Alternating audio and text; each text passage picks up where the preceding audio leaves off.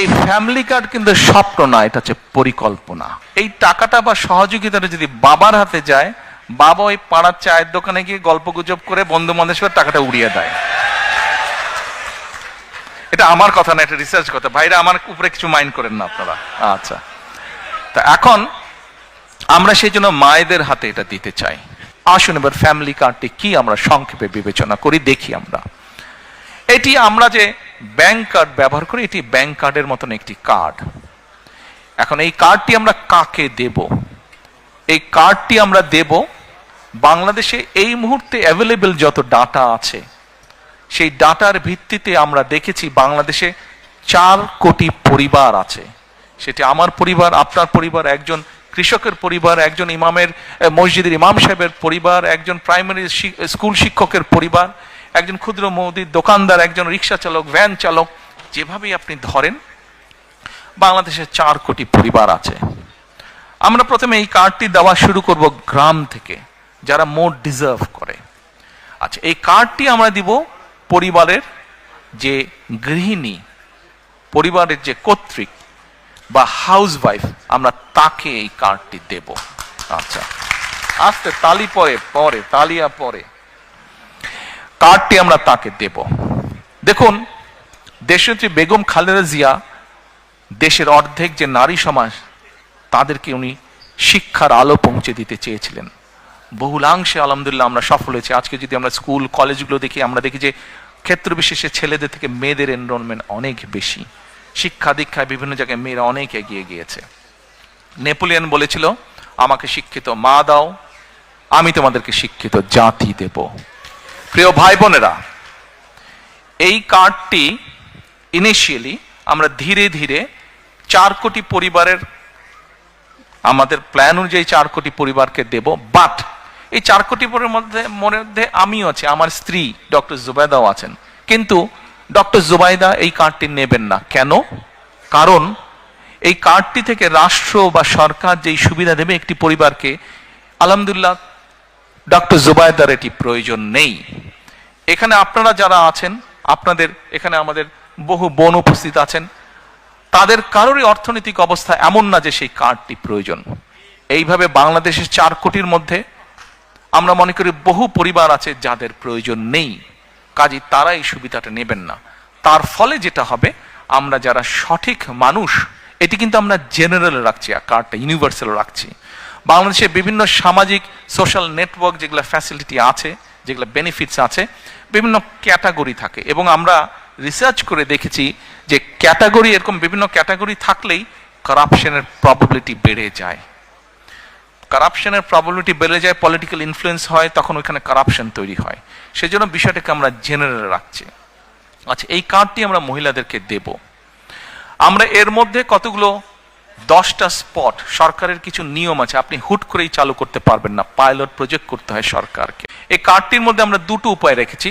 2 থেকে 2,500 টাকা পর্যন্ত আমরা কিছু মহিলা বা পরিবারকে বা হাউস ওয়াইফকে আমরা দেব, আর 2,500 টাকার সম পরিমাণ খাদ্য সহায়তা আমরা দেব। পাইলট প্রজেক্টের মাধ্যমে আমরা দেখব যে 3 থেকে 6 মাস যে কোন পরিবারগুলোর কতটুকু উন্নতি হচ্ছে, কিভাবে পরিবর্তন হচ্ছে। যেটা বেটার হবে, যদি ক্যাশে বেটার হয় আমরা ক্যাশ দেব, যে যদি খাদ্য সহায়তা দিয়ে বেটার হয় তাহলে আমরা খাদ্য সহায়তা দেব। এই কার্ডের আপনারা হয়তো কেউ জিজ্ঞেস করতে পারেন যে ভাই, দলের লোকজন দিয়ে করলেন, তাদের রিসার্চ আর কতটুকু কারেক্ট হবে? এখানেই ভুল। শুধুমাত্র দলের লোক দিয়ে আমরা রিসার্চ করিনি।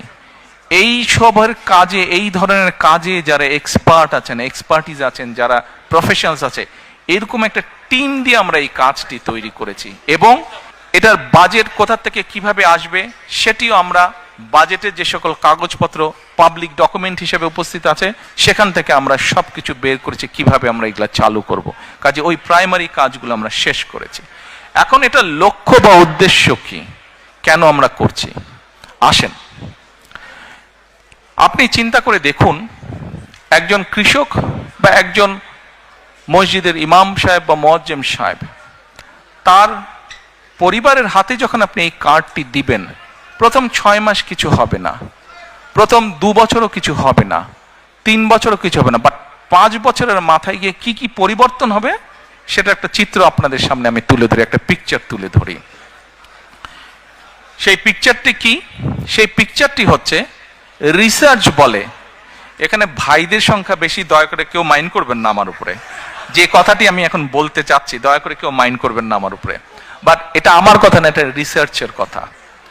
রিসার্চ কি বলে, যখন পরিবারের স্ত্রীর হাতে আপনি একটা অর্থনৈতিক সহযোগিতা দিবেন, স্ত্রী তখন কি করে এই সুবিধাটা সে তার সন্তানদের লেখাপড়া এবং স্বাস্থ্যের পিছনে প্রথমে সে খরচ করে।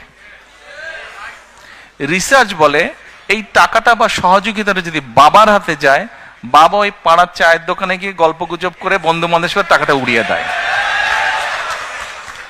এটা আমার কথা না, এটা রিসার্চ কথা। ভাইরা আমার উপরে কিছু মাইন্ড করেন না আপনারা। আচ্ছা, তা এখন আমরা সেই জন্য মায়েদের হাতে এটা দিতে চাই। মা এই অর্থটা দিয়ে তার সন্তানদের স্বাস্থ্য যেরকম খেয়াল রাখতে পারবে, একই সাথে সে তার লেখাপড়া, বাচ্চাদের লেখাপড়ার দিকে মনোযোগ দিবে। তারপরে তার হাতে যখন খরচ বেঁচে যায়, এই খরচটা তখন কি করে, সে ছোট ছোট ইনভেস্ট করে, যেখান থেকে তার পরিবারের এক্সট্রা ইনকাম আসবে। যার ফলে হবে কি, ওই টাকাটা, ওই অর্থটা, সেটা 500 টাকা হোক, 1000 টাকা হোক, ওটা ওই লোকাল ইকোনমিতে তখন টাকাটা আস্তে আস্তে ইকোনমিতে ঘুরতে থাকে এবং লোকাল ইকোনমি আস্তে আস্তে আস্তে আস্তে স্ট্রেংথেন, স্ট্রং হতে থাকে। প্রিয় ভাই বোনেরা, চিন্তা করে দেখেন, আপনার গ্রামে এরকম যদি 10টা পরিবার থাকে এবং একটা 10টা পরিবারের কে যদি আপনি আস্তে আস্তে কন্টিনিউ 5 থেকে 7 বছর একটা সাপোর্ট দিতে পারেন এরকম, তাহলে 7 বছর পরে কি সেই পরিবারটার চেহারা বর্তমানে যা আছে তা থাকবে? নিশ্চয় একটু তো বেটার হবে না? তাহলে একটা গ্রামে যদি 10টা পরিবার থাকে, সেই 10টা পরিবার যখন অর্থনৈতিকভাবে একটা শক্তিশালী অবস্থানে দাঁড়াবে, স্বাস্থ্য হেলথ ওয়াইজ যখন শক্তিশালী হবে এবং এডুকেশন ওয়াইজ যখন একটি গ্রাম শক্তিশালী হবে, তখন পুরো গ্রামটা একটা বেটার গ্রাম হবে। এইভাবে গ্রাম, এইভাবে উপজেলা, এইভাবে জেলা, এইভাবে বিভাগ, এভাবে সারা বাংলাদেশ এক সময় গিয়ে একটা স্ট্রেংথেন অবস্থায়, শক্তিশালী অবস্থায় দাঁড়াবে। এই হলো ফ্যামিলি কার্ডের গল্প।